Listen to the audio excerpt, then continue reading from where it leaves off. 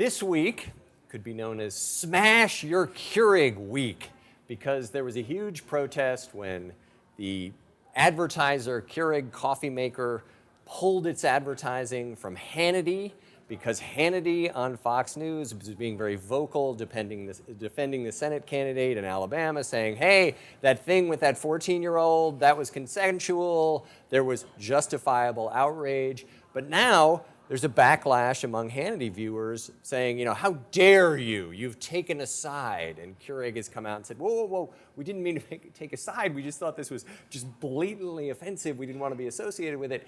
This continues a string of companies that have sort of waded into this political division in the country. Starbucks first, on the liberal side, some boycotts on the conservative side. Papa John's CEO has been very vocal, blaming the NFL for not controlling the protest for his lousy pizza sales. And now Keurig, meanwhile, we should add, even Sean Hannity has now backed off, so I'm not sure those who smashed their Keurigs are really pleased that they've done that. But Sarah, should companies be taking a political side? I mean, this is something people really care about, feel it deeply. Should companies do this? Well, I don't think that Keurig was trying to take a side. I think that they just pulled their advertising, like 23andMe and other companies also did. But they have a product that you can smash. But consumers are allowed to vote with their wallets. It's well within their right, and Keurig is a private company, and it's well within their right to express their viewpoints and what they want to be associated with. So it's really hard to say whether or not it works from a business standpoint. It seems like Papa John's may be trying to appeal to a certain demographic. I'm not sure. They might just be trying to explain away their slump in sales, but that seemed to have backfired a little bit for them too. So whether or not it makes sense from a business standpoint, I'm not sure. And Papa John's, interestingly, I think that is a case where the founder feels very passionate. He has ranted about the evils of government regulation and was pro-Trump.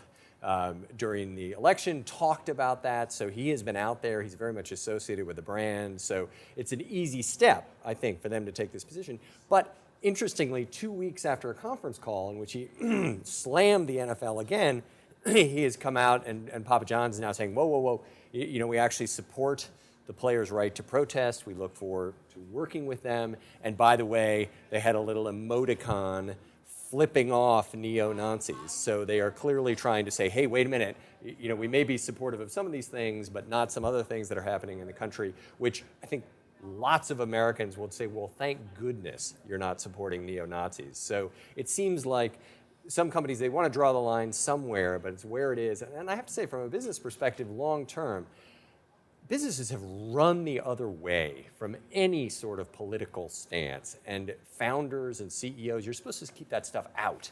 It's the same thing it used to be in polite conversations. Like, don't bring up politics at the dinner table. It's like bringing up Yankees and Red Sox. People are immediately going to go insane on both sides. So I think it's bad.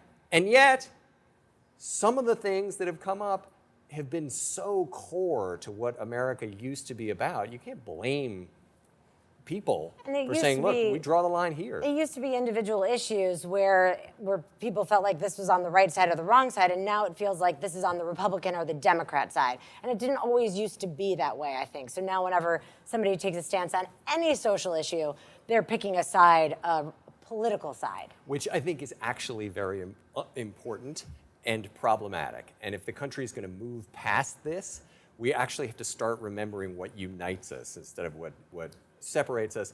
And I think the companies that are going to be most successful are the ones that do that. But I will just add as a footnote, I talked to a friend of mine in the Valley recently. He said he's starting to see business plans that are aimed at one team or the other. Shoes for Republicans, wow, for example. And you can see that at least short term in this climate, that actually might allow you to build a big business.